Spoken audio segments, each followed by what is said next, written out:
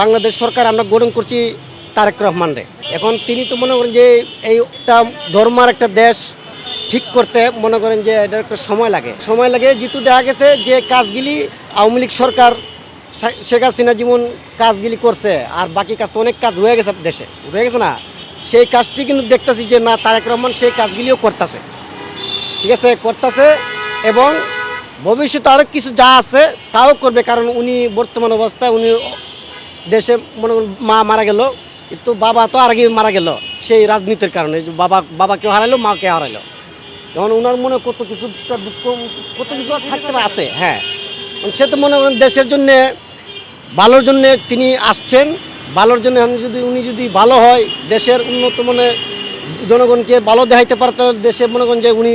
গঠন করতে পারবে, সরকার গঠন করে থাকতে পারবে। আর যদি উনি মনে করেন যে না আমি আমার নিজের জন্য আমি দেখবো আমি তো এমনি শেষ, আর না আমি দেখি দেশের জনগণকে ঠকাই না আমি কিছু করতে পারতাম, এটাও ভুল করব। কিন্তু আশা করি সেটাও ভুল করবে না তারেক রহমান। তিনি ভালো ভদ্র ছেলেরই সন্তান,